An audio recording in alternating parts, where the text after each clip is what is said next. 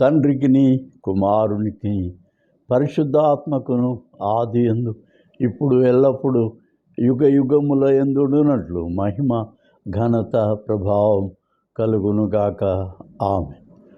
మహాపరిశుద్ధుడవును మిక్కిలి ప్రేమాస్వరూపుడవును అయిన పరలోకమందున మా తండ్రి, ఘనమైన దేవ, కృపల రక్షక, దయగల దేవ, నీతి స్వరూపుడా, నిర్మల జ్యోతి, 10,000లో శ్రేష్ఠుడా, పరమ పూజ్యుడా, పరమ పావనుడా, ప్రభుయేసు రక్షక, కారుణ్యమూర్తి, కనికరము గల రక్షక, కృపాక్షమాపణం గల దేవ, పావనాత్మ, పరిశుద్ధపరచు ఆత్మ, మమ్మను నూతనపరచు నూతనంపు ఆత్మ, మమ్మను సర్వ సత్యములోనికి నడిపించు సత్యస్వరూపియగు ఆత్మగు దేవ, కృపగల రక్షక, దయగల దేవ, తండ్రి, కుమార, పరిశుద్ధాత్మయు పరిశుద్ధ త్రిత్వమందు ఏకమయుండు ఒక్కడవయుండు దేవ, మీ మహిమగల పరిశుద్ధ పుణ్యపాదముకి స్తోత్రం.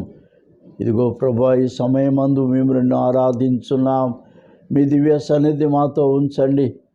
నాడు ప్రభువా, నీ భక్తుడైన యెషయా మహాదర్శనములో చూచినట్లుగా మహోన్నతుడైన తండ్రివి, సర్వోన్నతుడైన దేవుడవు, సర్వశక్తివంతుడవు, నీ స్వరూప దర్శనము ద్వారా నీ మహిమగల ఆరాధన తేటగా కనులారా చూచి ఉన్నాడు.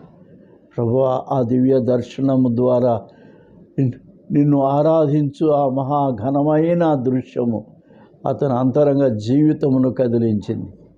ఇలాగూ ప్రభువా, నిన్ను ఆరాధించల ద్వారా నీ మహిమ దర్శనం మా అందరికి అనుగ్రహించి మా ఆత్మలను పునీతము చేయము, పరిశుద్ధపరచము, దీవించము.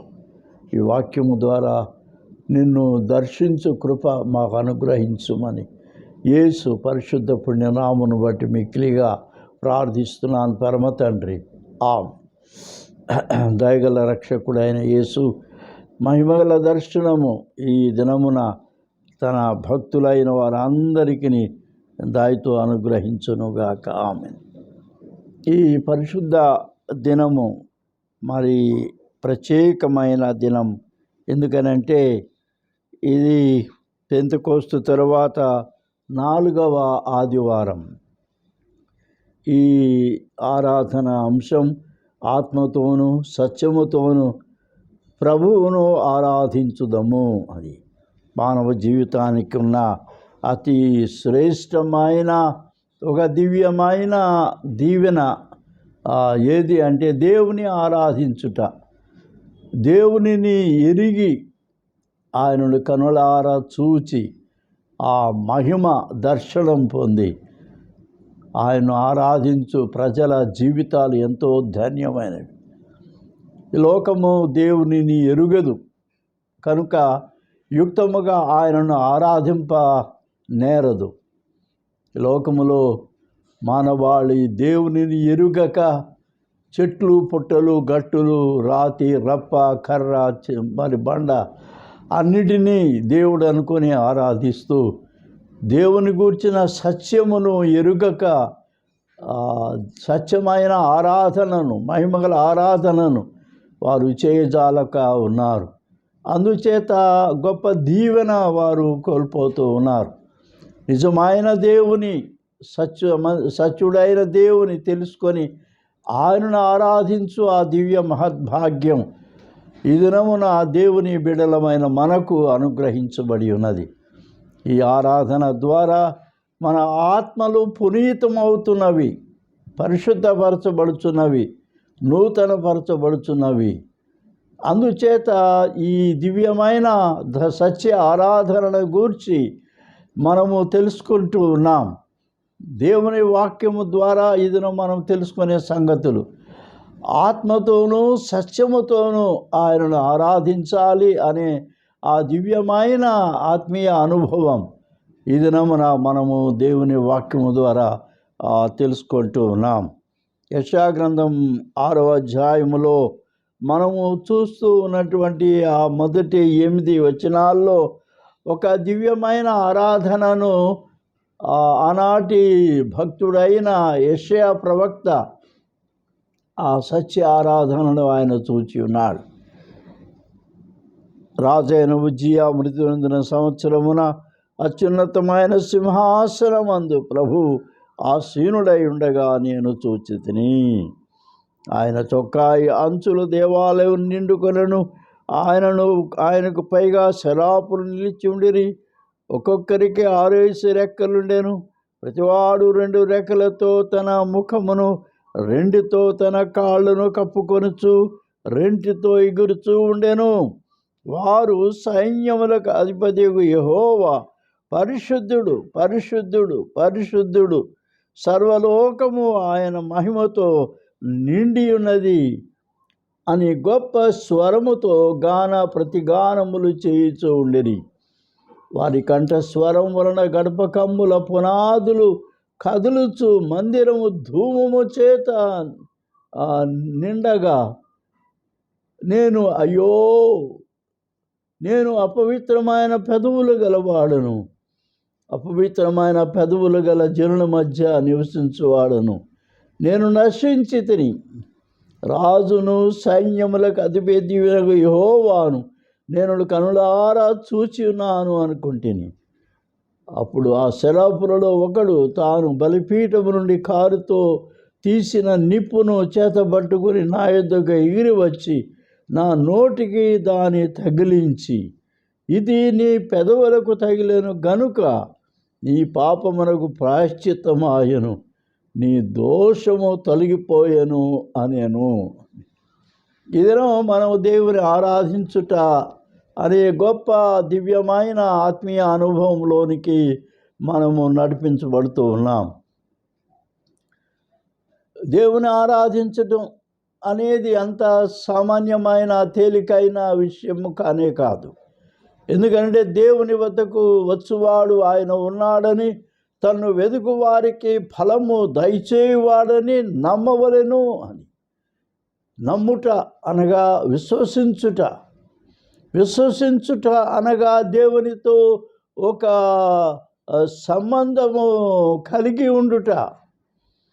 ఆ సంబంధము ఎలాంటిదంటే కన్నుల ఆరా దేవునిని చూచుట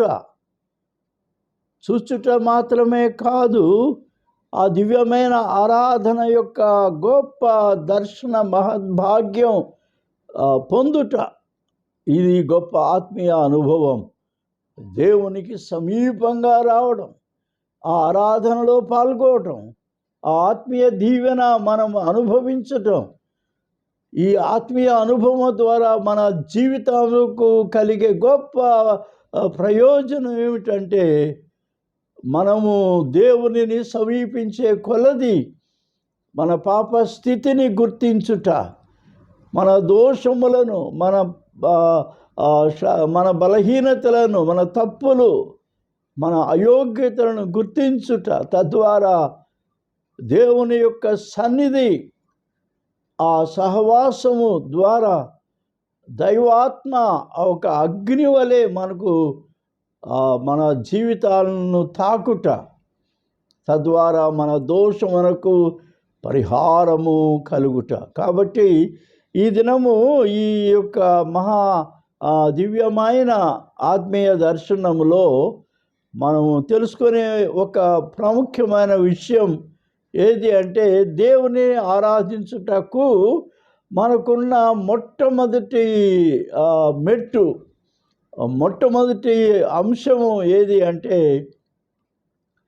దేవునికి మనకు మధ్య ఆరాధన అనిర్వచనమైన ఆత్మీయ ఆనందము పొందుటకు అడ్డుగా ఉన్నది మన యొక్క పాప దోషము.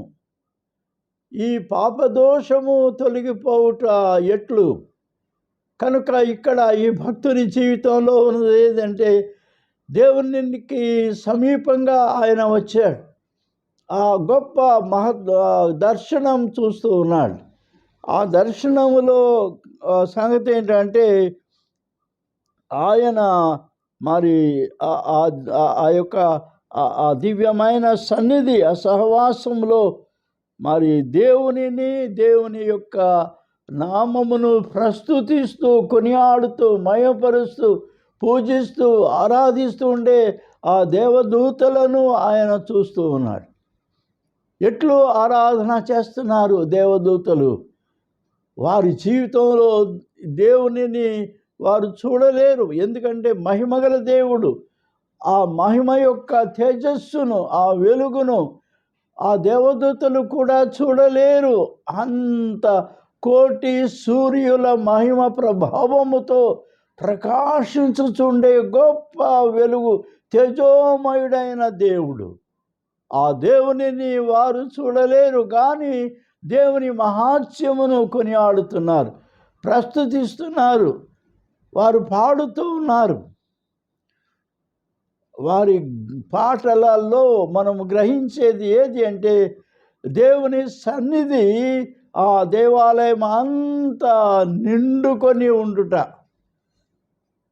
ఆ దేవాలయం అంతా, the whole temple filled with the glory of God. ఆ మహిమ, ఆ చొక్కాయి అంచులు దేవాలయం అంతా నిండుకొని ఉన్నది.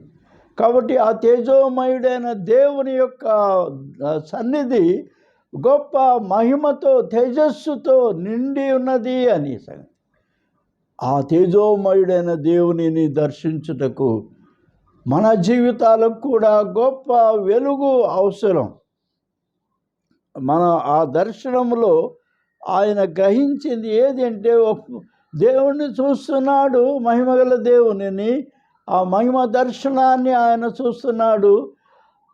అంతలోనే ఆయన ఆరాధనలో వారి పాటల్లో ఆయన గ్రహించింది ఏది అంటే, ఆయన సమీపింపరాని తేజస్సులో, దురవగాహనమైన మహామహిమలో నిత్యము నివసించు ఆయన ప్రస్తుతించబడుచున్నాడు. సైన్యములకు అధిపతియగు ప్రభువు పరిశుద్ధుడు, పరిశుద్ధుడు, పరిశుద్ధుడు అని వారు పాటలతో, ఆ యొక్క మహాదివ్యమైన గానములతో దేవుని ప్రస్తుతిస్తూ ఉన్నారు, కొనియాడుతున్నారు, పూజిస్తున్నారు, ఆరాధిస్తున్నారు. మన అంతరంగం అంతయు కూడా అట్టి ఆరాధనతో నిండి ఉండవలెను. మనము అలాగ దేవుని స్తుతించాలి, కొనియాడాలి, పూజించాలి, ఆరాధించాలి, పాడాలి, ప్రస్తుతిస్తూ కొనియాడుతూ మహిమ కీర్తనలతో ఆ దేవుని యొక్క సన్నిధిని మనము కొనియాడుతూ ఉండాలి, పాటలు పాడుతూ ఉండాలి. కనుక అట్టి పరిస్థితుల్లో వారు తను గ్రహించింది ఏది అంటే, ఆ మహామహిమతో నిండి ఉన్నటువంటి ఆ యొక్క దేవునిని గూర్చి వారు పాటలు పాడుతూ ఉంటే ఆ ప్రదేశం అంతా కూడా కంపిస్తూ ఉంది. వారి కంఠస్వరముల, గడప కమ్ముల పునాదులు కదులుచు మందిరం అంతా ధూమము చేత నిండి ఉంది. మందిరం అంతా కూడా ధూమము అంటే దేవుని తేజస్సుతో, పరిశుద్ధాత్మ యొక్క సన్నిధితో అది ఆలయం అంతా నిండి ఉండటం మనం చూస్తున్నాం.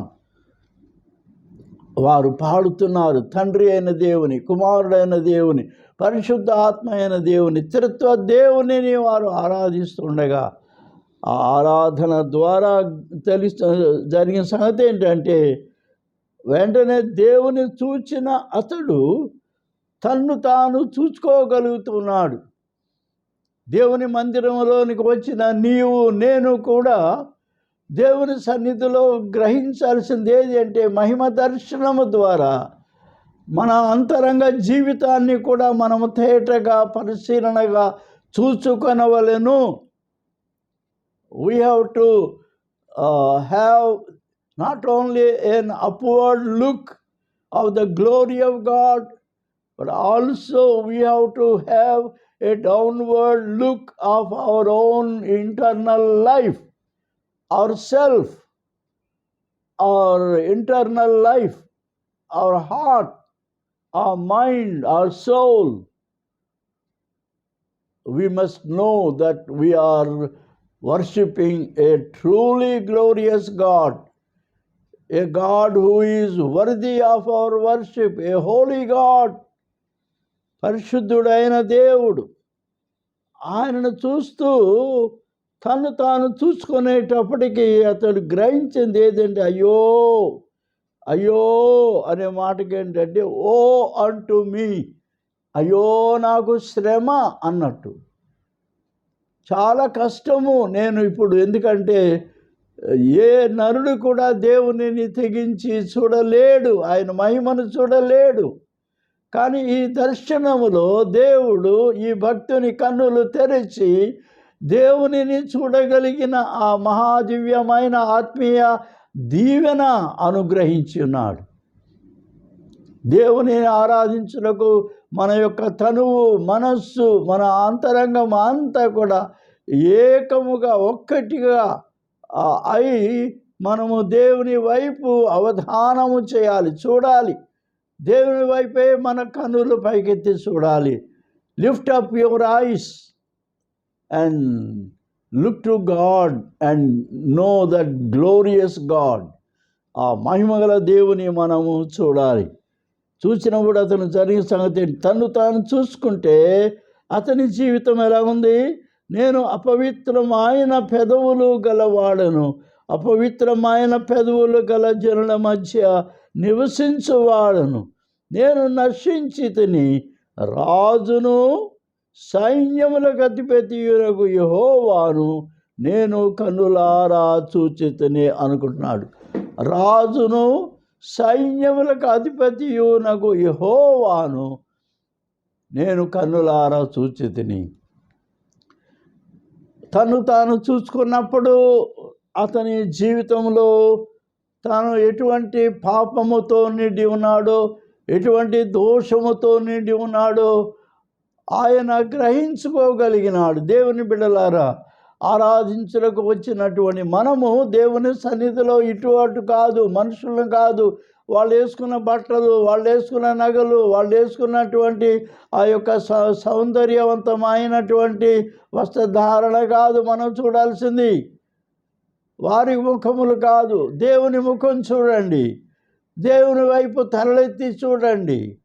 ఆయన మహిమలో దేవుడు ఎంత పరిశుద్ధుడు, ఎంత ఆయన మహోన్నతుడైన దేవుడు. ఆ దర్శనము నీ అంతరంగ జీవితాన్ని, నీ యొక్క ఆత్మీయ బ్రతుకును నీవు గ్రహించుకోగలిగి ఉండాలి. You have to look in to your self. నీ లోపట జీవితాన్ని, నీ లోపల హృదయం, నీ మనస్సు, నీ ఆత్మ ఎటువంటి దుస్థితిలో ఉందో నిన్ను నీవు గ్రహించుకోవాలి. దేవుని సన్నిధి, the more closer we come to God, the more clearer we will understand how great sinner we are. ఎంత ఘోరమైన పాపులమో, ఎంత భయంకరమైన దోషములను మనము అంతరంగములో కలిగి ఉన్నామో అది తెలుసుకుంటా చాలా ప్రాముఖ్యమైంది. దేవుని చూచిన కన్నులు తను తాను చూసుకునేటప్పటికీ తన దోషములు కనబడిని. ఎక్కడుంది ఆ దోషం అంటే దేవుని వాక్యములో ఆయనే గ్రహించాడు. అయ్యో నేను అపవిత్రమైన పెదవులు గలవాడను, అపవిత్రమైన పెదవులు గల జనుల మధ్య నివసించువాడను, నేను నశించి తిని రాజును సైన్యములకు అధిపతిని యెహోవాను నేను కన్నులారా చూచి తిని. దోషములు అతడు చూసుకోగలిగి ఉన్నాడు. ఎక్కడి నుంచి ఆ దోషాలు మొదలైనవి? పెదవుల ద్వారా దోషం. దేవుని బిడ్డలారా, మన జీవితంలో మనం గ్రహించుకోవాల్సిన ముఖ్యమైన సంగతి ఏంటంటే మన జీవితము ఎంత దోషభరితమైందో మనం గ్రహించుకోవాలి. ఎంత ఘోరమైన ఆత్మీయ దుస్థితి, దోషములను మనము అంతరంగములో కలిగి ఉన్నాం. ఎటువంటి దోషములు? అది ఎక్కడ మొట్టమొదటి ఆరంభమవుతుందంటే పెదవుల ద్వారా దోషం, మన మాటల ద్వారా దోషం, మన యొక్క బ్రతుకు, మనము మన చుట్టూ ఉండే మనుషుల జీవితాల్లో కూడా ఈ అపవిత్రమైన పెదవులు గల మనుషుల మధ్య మనం జీవిస్తున్నాం. కనుక మన యొక్క ఉనికి ఎటువంటిదంటే అపవిత్రమైన స్థితిలో మనమున్నాము. అపవిత్రమైన స్థితిలో ఉన్న మనుషుల మధ్య మనము ఉన్నాము. కనుక ఈ దినం మనం గ్రహించుకోవాల్సిన ముఖ్య సంగతి ఏంటంటే దోషము మన జీవితంలో ఉంది. అది ఎక్కడ ఉంది? యెషయా గ్రంథం 6వ అధ్యాయంలో మనం చూస్తున్నాం. ఆయన దేవుని చూచిన కన్నులు తన్ను తాను చూసుకునేటప్పటికీ 5వ వచనములో అయ్యో నేను అపవిత్రమైన పెదవులు గలవాడను.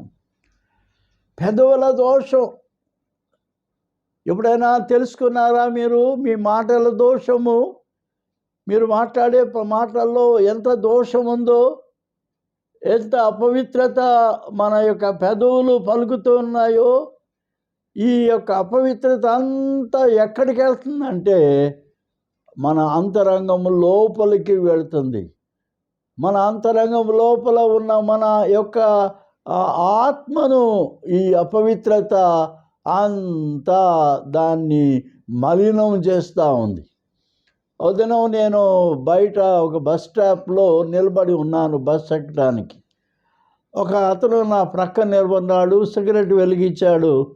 ఆ సిగరెట్ పొగ రింగులుగా వదులుతూ చాలా పరవశించిపోతూ ఉన్నాడు. సిగరెట్ తాగుతూ తన్మయంలోకి వెళ్ళిపోయినాడు. పొగ వదులుతూ ఉన్నాడు, సిగరెట్ తాగుతూ ఉన్నాడు, పొగ వదులుతూ ఉన్నాడు. నాకెందుకో ఈ మనుష్యునికి అతని యొక్క ఈ పొగ ఎంత చేటు అతనికి చేస్తుందో చూపించాలి అనుకున్నాను. నా జేబులో నుంచి ఒక తెల్లటి హ్యాండ్ కర్చీఫ్ తీశాను. తెల్లగా ఉంది ఆ యొక్క చేతి రుమాలు. అది తీసి అయ్యో సోదరుడా, ఫ్రెండ్, ఇదిగో నీ ఊదే పొగ ఒకసారి ఈ యొక్క తెల్లటి హ్యాండ్ కర్చీఫ్ మీద ఊదు అని చెప్పని ఆ తెల్ల చేతి రుమాలు అతని నోటికి ఎదురుగుండా పెట్టాను. నోటి నిండా ఆ సిగరెట్ పొగ లాగి అతడు ఫూ అని బయటకు వదిలాడు. ఆ పొగ ఈ యొక్క తెల్లని చేతి రుమాలు మీదకి వదిలేటప్పటికీ ఆ ఆ చేతి రుమాలు మీద ఒక జేగురు రంగు ఒక పెద్ద మచ్చ ఏర్పడింది. ఆ పొగంతా దాని మీద ఊదేటప్పటికి దాని మీద గుండ్రంగా ఏమి ఏర్పడిందంటే ఒక లక్క రంగు, చేగురు రంగు ఆ యొక్క చేతి రుమాలు మీద ఆ రంగు ఏర్పడింది, ఆ మచ్చ. అప్పుడు అతనికి ఆ రుమాలు చూపించి, చూడు, నువ్వు పీలుస్తున్న ఈ పొగ ద్వారా ఇది బయటకు వదులుతూ ఉన్నావు, కానీ అది ఏం చేస్తుందో నీకు తెలియదు. కానీ అది లోపలికి నువ్వు పీలుస్తున్నప్పుడు అది నీ లోపల ఏం చేస్తుందో తెలుసా? ఇదిగో చూడు, ఈ రంగు, ఈ లక్క రంగు, ఈ జేగురు రంగు, ఇది ఎక్కడికి వెళ్తుందో తెలుసా? ఇది నీ ఊపిరితిత్తుల్ని ఆ రంగు ఆవరిస్తూ ఉంది. నీ లంగ్స్ అంతా కూడా ఇదిగో ఈ యొక్క జేగురు రంగు ఏర్పడింది. ఇది క్రమక్రమంగా నువ్వు ఎన్ని సిగరెట్లు తాగుతావో తెలియదు నాకు, రోజుకి నీ జీవితం మీద ఏర్పడే, నీ అంతరంగం లోపల ఏర్పడే ఈ యొక్క జేగురు రంగు మచ్చ క్రమక్రమముగా నీ ఊపిరితిత్తుల్ని వ్యాధికి అది నీ యొక్క ఊపిరితిత్తుల్ని తినేస్తుంది. ఈ ఊపిరితిత్తులు పాడైపోతాయి, నీ గుండె పాడైపోద్ది. నీ లోపల ఉన్నటువంటి ఈ విలువైనటువంటి అవయవాలు, ఎసెన్షియల్ ఆర్గన్స్ ఉన్నాయి నీ లోపల. అవి బయట నువ్వు ఎక్కడైనా తిరిగి సంపాదించుకోవాలంటే కొన్ని లక్షలు ఖర్చు పెట్టాలి. గుండె ఆపరేషన్ కానీ, లంగ్స్ బాగు చేయడానికి కానీ, ఇంకా లోపల ఉన్నటువంటి ఇది యొక్క విలువైన అవయవాలు, చాలా ఖరీదైన అవయవాలు నీ లోపల దేవుడు పెట్టాడు. వాటన్నిటినీ కూడా నీవు నాశనం చేసుకుంటున్నావు. ఉదయం ఉన్నట్టుండి కుప్పకూలిపోతావు, చనిపోతావు. నువ్వు ఈ మాట చెప్పాడు కదా, భయం వేసింది. వెంటనే నేను గబగబా తన జేబులో ఉన్న సిగరెట్ పెట్టి అగ్గిపెట్టి తీసి నలిపేసి దూరంగా పడేశాడు. సారీ సార్, ఇక నుంచి నీ సిగరెట్ తాగను అన్నాడు. దేవుని స్తోత్రం. ఆ సిగరెట్ పొగ అతని యొక్క కాలేయమును ఊపిరితిత్తుల్ని, గుండెను, వీటన్నిటిని కూడా ఎట్లయితే అవి ఆ జేగురు రంగు ఎంత హానికరంగా విషం అతని లోపల ఆ అవయవాల్ని నశింపచేస్తుందో, అట్లాగే అంతకంటే ఘోరమైంది నీ యొక్క పెదవుల దోషం, నీ మాటల దోషం. దీనివలన జరిగేటటువంటి ఇదేంటంటే నీ యొక్క అంతరంగ జీవితం, నీ ఆత్మను ఈ యొక్క మరి అంతరంగాన్ని అంటుకొని వస్తూ ఉన్నది. ఏమొస్తుంది? నీ ఆత్మీయ జీవితం అంతా కూడా నిన్ను నశింప చేసుకుంటూ ఉన్నావు. దేవుని వాక్యంలో ఉన్నటువంటి ఒక మాట ఏంటంటే 141వ కీర్తనలో, యెహోవా నా నోటికి కావలి ఉంచుము. 141:2 వచనం, యెహోవా నా నోటికి కావలి ఉంచుము, నా పెదవుల ద్వారమునకు కాపు పెట్టుము. పాపము చేయు వారితో కూడా నేను దుర్నీతి కార్యములలో చొరబడకుండునట్లు నా మనస్సు దుష్కార్యమునకు తిరుగనీయకుము. అంతరంగంలో ఉన్న మన యొక్క ఆత్మీయ జీవితం, మన ఆత్మ మలినం అయిపోతూ ఉంది ఈ యొక్క పెదవుల దోషం వలన, మన మాటల దోషం వలన. మన అంతరంగం, మన ఆత్మకు ఈ యొక్క దోషం అంటుకుంటూ ఉంది. దేవుని బిడ్డలారా, మన ఆత్మ నశించిపోయే స్థితికి వచ్చేస్తుంది కదా. మన మాటలు చాలా తక్కువ మాట్లాడాలి, జాగ్రత్తగా మాట్లాడాలి. ఏ విధమైన హాని మన మాటలు చేస్తాయో మరి మనం బాగా గ్రహించుకోవాలి. సామెతల గ్రంథంలో ఒక మాట నేను ఈ వాక్యంలో చూచినాను. అదేది అంటే 10వ అధ్యాయం, సామెతల గ్రంథము 10వ అధ్యాయంలో మనము ఇది చూస్తే సామెతలు 10:19 వచనం చదవండి. విస్తారమైన మాటల్లో దోషముండక మానదు అని దేవుని వాక్యం మనకి స్పష్టంగా మనకు తెలియజేస్తూ ఉంది. విస్తారమైన మాటల్లో ఏముంటుందంట? దోషం ఉంటుంది. విస్తారమైన మాటల్లో దోషముండక మానదు. తన పెదవులను మూసుకునేవాడు బుద్ధిమంతుడు. నీతిమంతుని నాలుక ప్రశస్తమైన వెండి వంటిది కదా. కాబట్టి మన యొక్క మాటలు విస్తారంగా ఊరిన వాగుడుగాయలాగా ఎవరితో పడితే ఆ చిట్ చాట్ సంభాషణలు, ఏం పడితే అది మాట్లాడడం, మనసుకు ఏది తోస్తే అది మాట్లాడడం, దీనివల్ల జరిగేటటువంటిది ఏమిటి అంటే పొగ బయటికి వెళ్తుందే కానీ నీవు సిగరెట్ పొగాకు యొక్క పొగ నువ్వు పీలుస్తూ ఉంటే లోపలికి వెళ్ళి నీ యొక్క విలువైన అవయవాలను ఎట్లయితే అది నాశనం చేస్తూ ఉన్నదో, అలాగే నీ మాటల దోషం నీ ఆత్మీయ జీవితాన్ని, నీ ఆత్మను ఆ దోషము అంటుకొని అది దానిని మలినము చేసి కల్మషముతో నింపేసి నీ ఆత్మను నశింపజేసే దుస్థితికి నీ మాటలు తీసుకుని వస్తూ ఉన్నాయి, మీ సంభాషణ. కాబట్టి దేవుని వాక్యంలో మనం చూస్తే కొలస్సీ పత్రిక 3వ అధ్యాయంలో ఉంటుంది, మీరు మీ యొక్క సంభాషణ ఉప్పు వేసినట్లు అది రుచిగలదిగా ఉండాలి, కృపాసహితంగా ఉండాలి. నీవు భూమి మీద ఉన్నావు, ప్రసంగి గ్రంథం అని ఉంటుంది, నీవు భూమి మీద ఉన్నావు, నీ మాటలు కొద్దిగా ఉండాలి. దేవుడు ఆకాశం అందున్నాడు.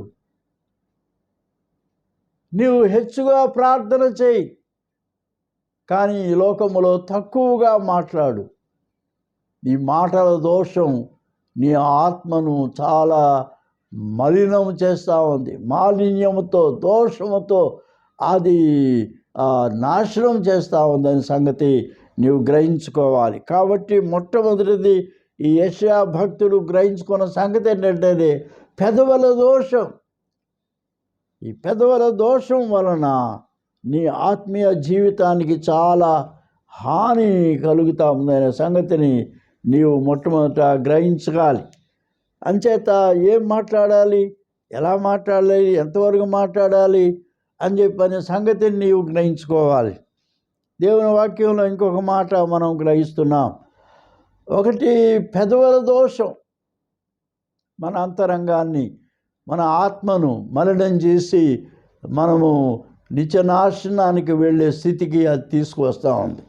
రెండవది ఏది అంటే యెషయా గ్రంథం 59వ అధ్యాయం మరి ఆ మొట్టమొదటి వచనములో ఉంటుంది, రక్షింపనేరక ఉండునట్లు యెహోవా హస్తము కురుచు కాలేదు, విననేరక ఉండునట్లు ఆయన చెవులు మందము కాలేదు, మీ దోషములు మీకును మీ దేవునికిని అడ్డముగా వచ్చెను.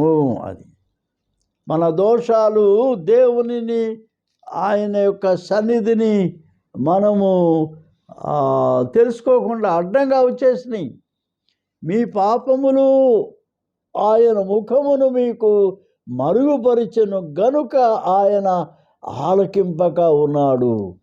మీ చేతులు రక్తము చేతను, మీ వ్రేళ్ళు దోషము చేతను అపవిత్రపరచబడి ఉన్నవి, మీ పెదవులు అబద్ధములాడుచున్నవి, మీ నాలుక కీడును బట్టి మాట్లాడుచున్నది. కాబట్టి దేవుని ఎదుటకు మనం వస్తున్నప్పుడు మనకు అడ్డంగా వచ్చే పాపములు ఏది అంటే మన దోషములు, మన దోష క్రియలు, మన దోషము, మన దుష్ట తలంపులు, మన దుష్ట ఆలోచనలు, మన చెడ్డ కోరికలు, ఇవన్నీ కూడా దోషభరితమై ఉన్నవి.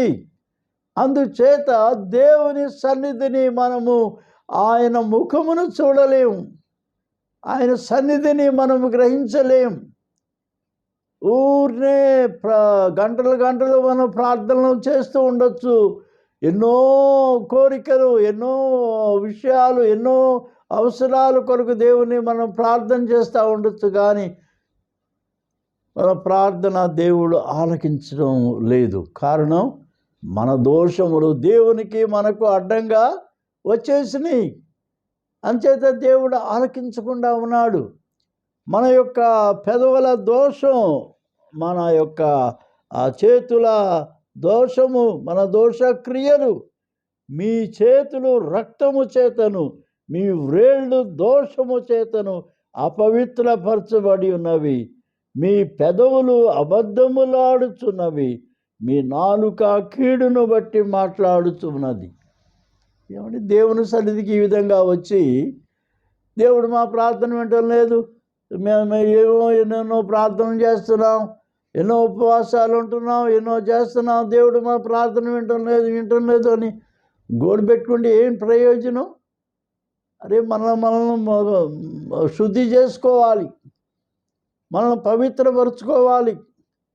మన అంతరంగ దోషములను బట్టి దేవుని సన్నిధిని మనం అనుభవించలేకపోతున్నాం, దేవుని సహవాసాన్ని అనుభవించలేకపోతున్నాం, ఆయన స్వరం మనం వినలేకపోతున్నాం. ఎందుకంటే మన చెవులు మందమైపోయి ఉన్నాయి, మన పాపముల చేత, మన అపరాధముల చేత, మన దోష క్రియలు, మన దుష్ట తలంపులు, మన దురాలోచనలు, మన పాపపు ఆశలు, మన అంతరంగము నిండా ఉన్నటువంటి మన యొక్క దుష్టమైన కోరికలు, కామ, క్రోధ, లోభ, మదమోహ, మాత్సర్యాదులనే ఈ యొక్క అరిషడ్ వర్గాలు, ఈ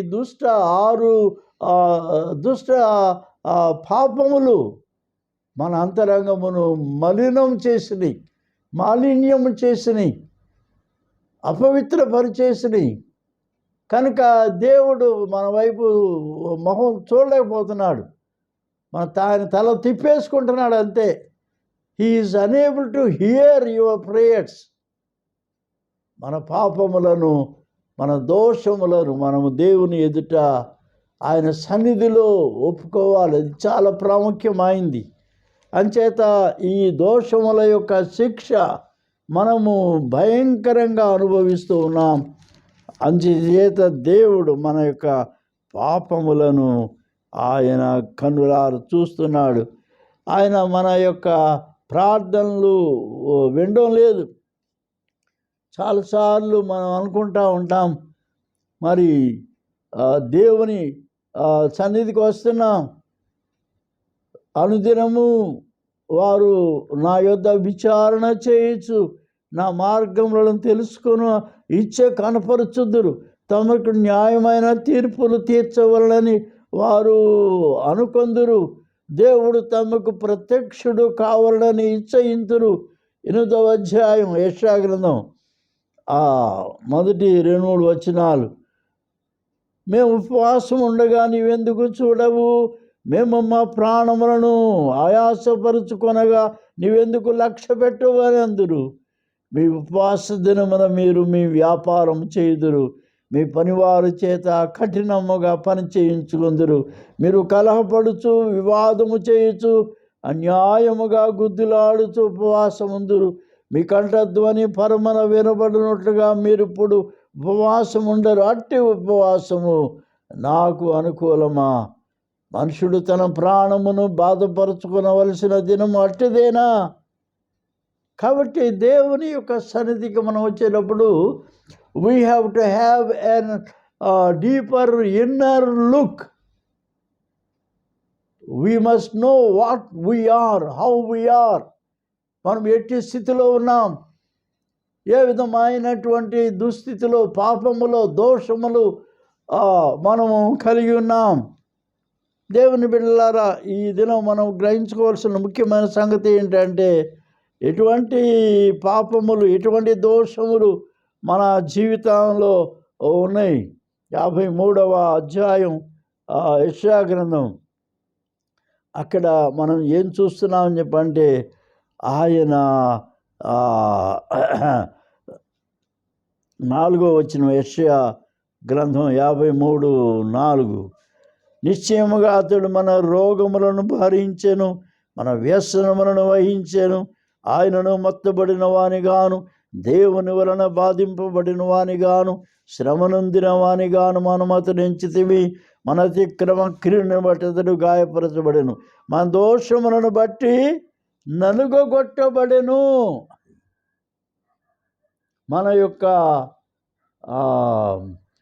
మన సమాధానార్థమైన శిక్ష అతని మీద పడెను, అతడు పొందిన దెబ్బల చేత మనకి స్వస్థత కలుగుచున్నది.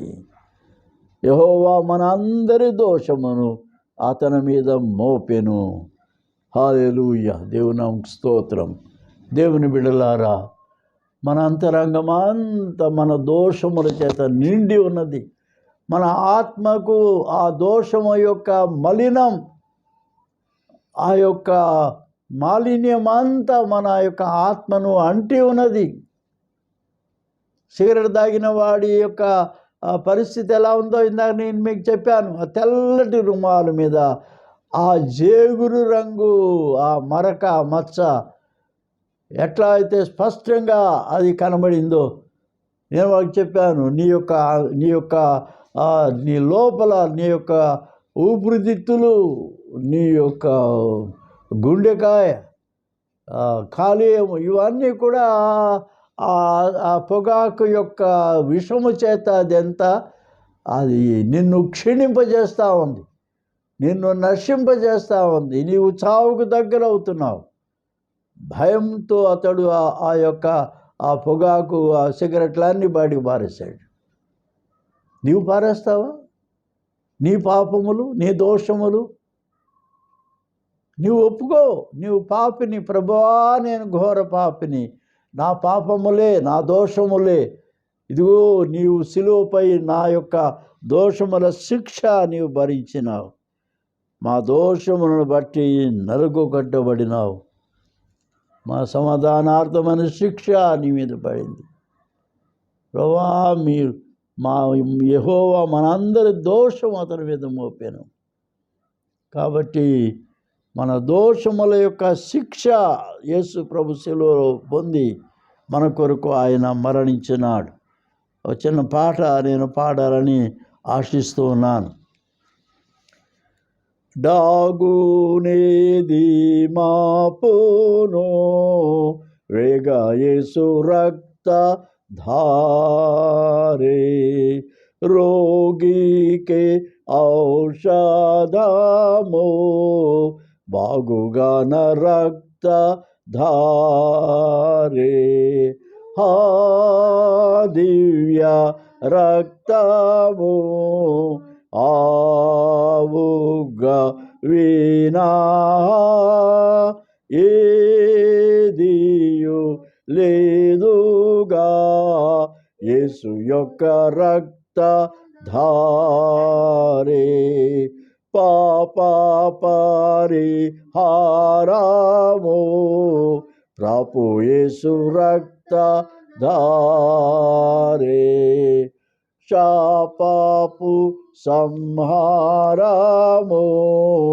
స్వామి యేసు రక్త ధారే హా దివ్య రక్తము ఆబుగా వినా ఏదియు లేదుగా యేసు యొక్క రక్త ధారే ఇదే నాసు తీర్థము యేసు యొక్క రక్త ధారే నాదు క్షమా పాణము సాధు యేసు రక్త ధారే ఆ దివ్య రక్తము ఆబుగా వినా ఏదియు లేదుగా యేసు యొక్క రక్త ధారే నాకు సమాధానము నాదుడేసు రక్త ధారే సాకు నేను గానాను జయ యేసు రక్త ధారే ఆ దివ్య రక్తము ఆబుగా వినా ఏదియు లేదుగా రక్త ధారే యేసుక్రీస్తు ప్రభు మన జీవితాల్లో దేవునిని ఆరాధించుటలో ఆయన తన యొక్క మరి సమరయ స్త్రీతో యోహాను సువార్త 4వ అధ్యాయంలో మనం చూస్తే ప్రభు అయిన యేసు ఈ సమరయ స్త్రీతో మాట్లాడుతూ ఆయన ఈ 24వ వచనం దానిలో ఆయన మనకు తెలియజేస్తున్న సంగతి ఏంటంటే యేసుక్రీస్తు ప్రభువారు ఆయన యొక్క సంభాషణ ఎవరితో? సమరయ స్త్రీతో. యోహాను సువార్త 4వ అధ్యాయం 15 నుంచి 26వ వచనం. యోహాను సువార్త 4:15 నుంచి 26. ఆ స్త్రీ ఆయనను చూచి అయ్యా నేను దప్పికొనకుండునట్లు చేదుకొనుటకు ఇంత దూరం రాకుండానట్లు ఆ నీరు నాకు దయచేయము అనేను అని అడగగా యేసు నువ్వు వెళ్ళి నీ పెనిమిటిని పిలుచుకొని ఇక్కడికి రమ్మని ఆమెతో చెప్పాను. ఆ స్త్రీ నాకు పెనిమిటి లేడనగా యేసు ఆమెతో చెప్పిన మాట సరియే, నీకు 5 పెనిమిట్లు ఉండేవి. 20 ఒకటో అమ్మా ఆ, ఒక కాలం వచ్చుచున్నది అమ్మా ఒక కాలం వచ్చున్నది, ఆ కాలమందు ఈ పర్వతం మీద నాయనను యెరూషలేములో నాయనను మీరు మీ తండ్రిని ఆరాధింపరు. నా మాట నమ్మము. మీరు మీకు తెలియని దానిని ఆరాధించువారు, మేము మాకు తెలిసిన దానిని ఆరాధించువారం. రక్షణ యూదులలో నుండి కలుగుచున్నది. అయితే యథార్థముగా ఆరాధించువారు ఆత్మతోను సత్యముతోను తండ్రిని ఆరాధించు కాలము వచ్చున్నది, అది ఇప్పుడును వచ్చేయున్నది. తను ఆరాధించువారు అట్టివారే కావాలని తండ్రి కోరుచున్నాడు. దేవుడు ఆత్మ కనుక ఆయన ఆరాధించువారు ఆత్మతోనూ సత్యముతోనూ ఆరాధింపవలెను. హల్లెలూయా. కాబట్టి మన ఆత్మకు అంటిన దోషం యేసుక్రీస్తు వారు సిలువలో ఆయన చిందించిన అమూల్య రక్తము ద్వారా ఆయన కడిగి వేసినాడు, తుడిచివేసినాడు, పరిశుద్ధపరిచి ఉన్నాడు, పవిత్రపరిచినాడు. మన దోషముల శిక్ష ఆయన కొట్టివేశాడు, మన దోషముల రుణము ఆయన తీర్చివేశాడు, మన అపరాధముల శిక్ష ఆయన కొట్టివేశాడు. మన ఆత్మను ఆయన తన స్వరక్తముతో గొర్రె పిల్ల వంటి నిష్కళంకమైన పవిత్ర రక్తముతో, ప్రభు పాపము లేని రక్తముతో, క్రీస్తు రక్తముతో మనలను కడిగి ఆయన పరిశుద్ధపరిచినాడు. కనుక దోష శిక్ష తొలగించబడింది. మన ఆత్మను అంటినటువంటి ఆ దోషము అంతా కూడా తీసివేయబడింది. ఇప్పుడు మనము దేవునిని ఆత్మతో ఆరాధించాలి. ఎట్లా ఆరాధించాలి? యథార్థముగా ఆరాధించాలి. దేవుని ఆరాధించుట ఎట్లా ఆరాధించాలి? దేవుడు ఆత్మ గనుక ఆయనను ఆరాధించువారు ఆత్మతోనూ సత్యముతోనూ ఆరాధింపవలెను. ఇది సత్యమైనటువంటి ఆరాధనను గూర్చి ప్రభువారు తెలియజేస్తున్నాడు. కాబట్టి దేవుని సత్యము ఎవరు ఈ లోకములో సత్యముగా ఆరాధించడం ఎట్లా అంటే, యేసుక్రీస్తు ప్రభువారు చెప్పాడు, నేనే మార్గము సత్యము జీవము. 14వ అధ్యాయంలో 6వ వచనంలో ప్రభు చెప్పాడు, నేనే మార్గము, నేనే సత్యము, నేనే జీవం. కాబట్టి సత్యము ఎవరు? యేసు ప్రభువారి జీవితమే సత్యమైన జీవితం, యథార్థమైన జీవితం, దేవునికి అంగీకారమైన జీవితం. అటువంటి జీవితం మనం జీవించడానికి సత్యము మనలోనికి రావాలి. ఎలా వస్తుంది? దేవుని వాక్యంలో ఇది మనం చూద్దాం. 8వ అధ్యాయం యోహాను సువార్త 8వ అధ్యాయం 30వ వచనం దగ్గరకు వస్తే 31వ వచనం దగ్గర, కాబట్టి యేసు తనను నమ్మిన యూదులతో, మీరు నా వాక్యమందు నిలిచిన వారైతే నిజముగా నాకు శిష్యులై ఉండి సత్యమును గ్రహించెదరు. అప్పుడు సత్యము మిమ్మును స్వతంత్రులనుగా చేయునని చెప్పగా, దేవుని వాక్యములో మనము నిలిచి ఉండాలి.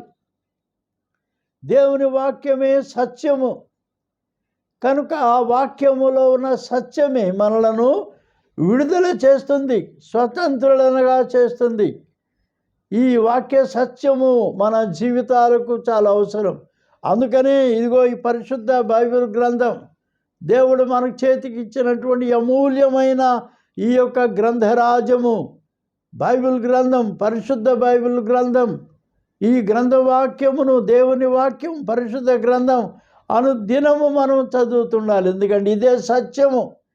ఇందులోనే క్రీస్తు ప్రభు వారు ఉన్నారు, వాక్యమైన దేవుడు ఇందులో ఉన్నాడు. దేవుని వాక్యమే సత్యము. ఆ సత్యమే మనలను విడుదల చేసేది, విముక్తి చేసేది. ఇంకా ఈ లోకంలో పాపము నుండి ఒక మనుష్యుణ్ణి విముక్తి చేసేది ఏది కూడా లేదు, ఏది లేదు.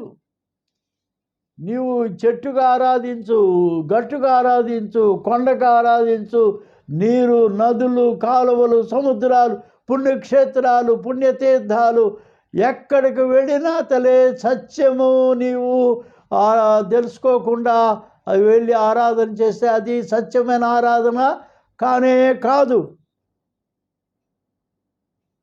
ఆ సత్యము నీవు తెలుసుకోకుండా, విడుదల పొందకుండా, స్వతంత్రుడవు కాకుండా, పాపము నుండి పరిహారము పొందకుండా, శుద్ధి చేయబడకుండా నీవు దేవుని ఆరాధించలేవు. కనుక నీవు దేవుని గ్రంథము చదవాలి, పరిశుద్ధ గ్రంథము చదవాలి. ఈ గ్రంథమందున్న వాక్యమైన దేవుని వద్దకు రావాలి, యేసుక్రీస్తు ప్రభువు వద్దకు రావాలి. ఆ వాక్యము నీవు తెలుసుకొనలాగున ఈ వాక్యమందు ఉన్నటువంటి దేవుని యొక్క ఆత్మ, పరిశుద్ధ ఆత్మ నీ హృదయమును వెలిగించి, నీ యొక్క పాపదోషమును నిన్ను విడుదల చేసి, నీవు దేవుని సత్యము తెలుసుకున్నట్లుగా నీ ఆత్మీయ నేత్రాలని ఆయన తెరుపుతాడు. ఆత్మీయ నేత్రం తెరవబడాలి. 119వ కీర్తన మనం చూస్తే అక్కడ దేవుని వాక్యము ఉంటుంది.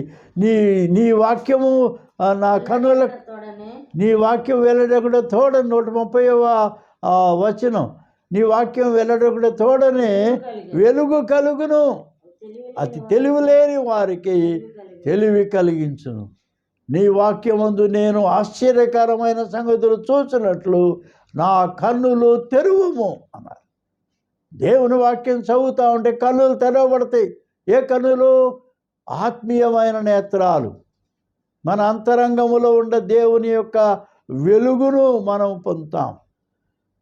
మన నేత్రాలు, ఆత్మీయ నేత్రాలు తెరవబడతాయి, ఆత్మీయ చెవులు విప్పబడతాయి.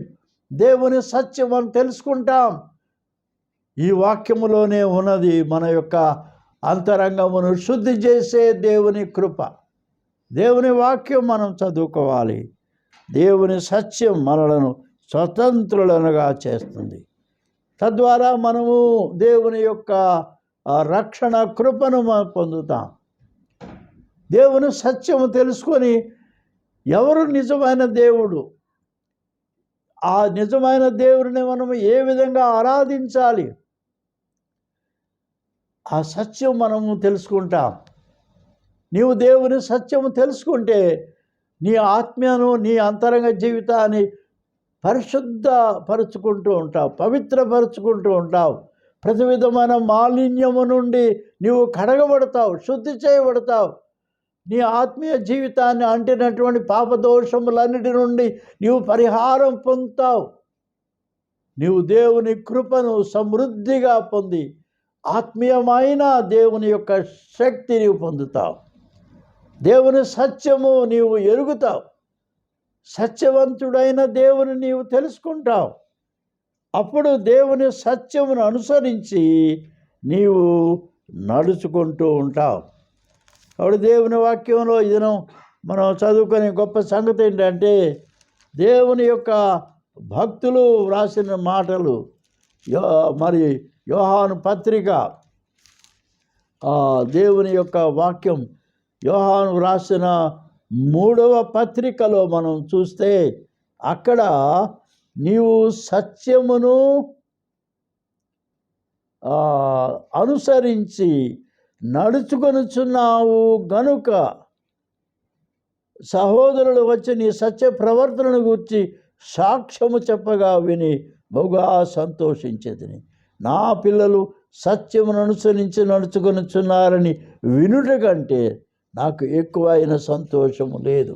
దేవుని బిడ్డలారా, దేవుడు దేని యందు సంతోషిస్తాడు అంటే నీవు దేవుని సత్యము తెలుసుకోవాలి.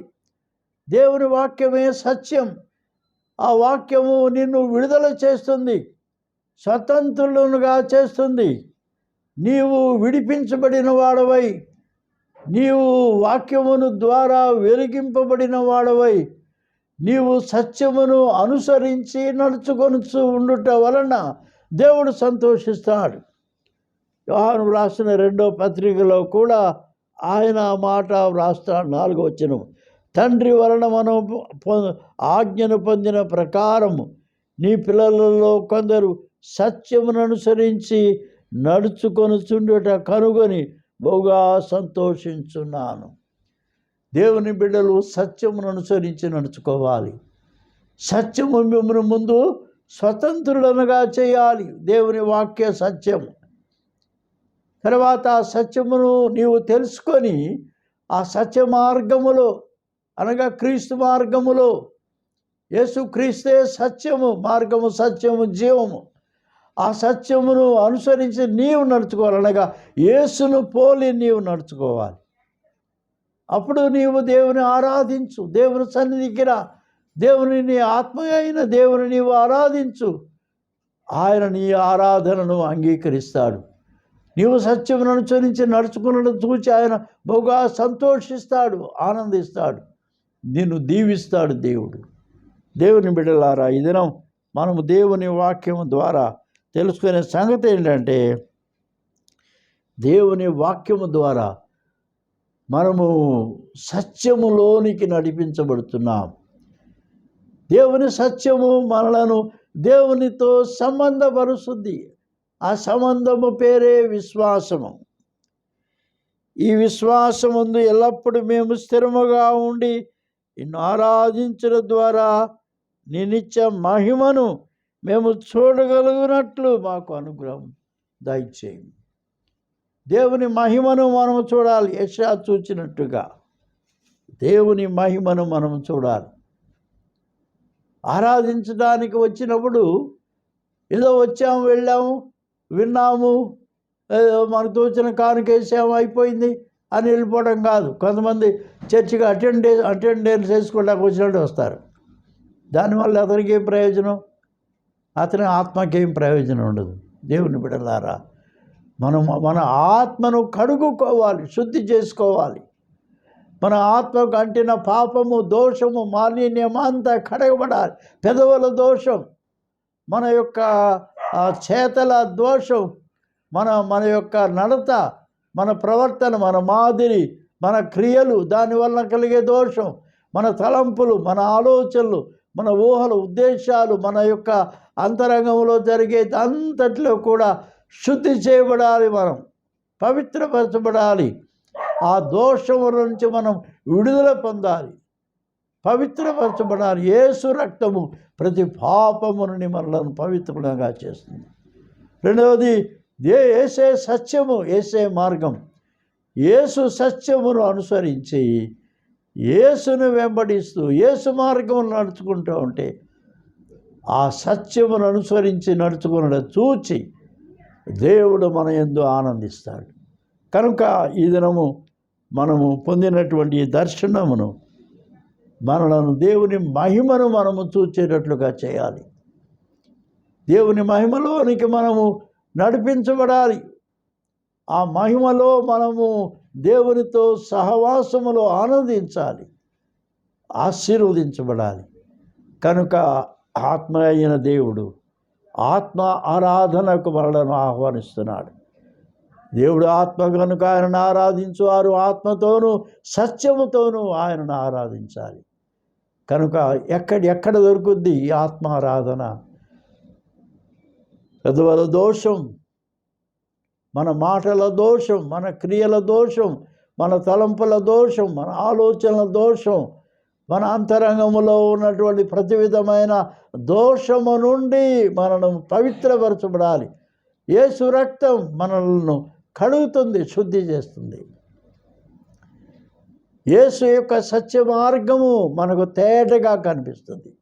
యేసును వెంబడిస్తూ సత్యమైన ఆ దివ్యమైన మార్గమును నడుచుకుంటూ దేవుని సత్యమును అనుసరించి నడుచుకునుట దేవునిని సంతోషపరచుట, అట్టి కృప ప్రభువైన దేవుడు మన అందరికీ అనుగ్రహించి ఈ ఆత్మీయ ఆరాధనలో ఆత్మతో సత్యముతో దేవుని ఆరాధించుటకు పరిశుద్ధాత్మ అయిన దేవుడు మనలను నడిపించునుగాక. ఓ ప్రభు, ప్రేమలో మా తండ్రి, ఈ దివ్యమైన వాక్యము ద్వారా ఆత్మకు అంటిన ప్రతివేన దోషం నుంచి మేము కడగబడాలి.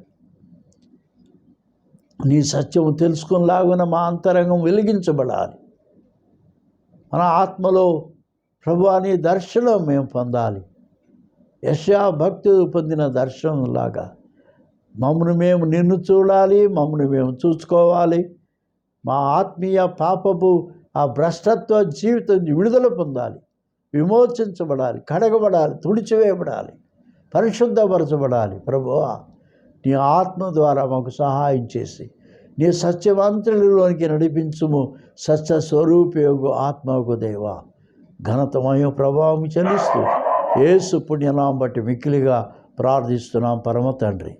ఆమె దేవుడు తండ్రి, కుమారుడు, పరిశుద్ధాత్మ ఏక దేవుని దీవెన దైవాశీస్సులు మీకు తోడయుండి కాపాడును గాక. ఆమె.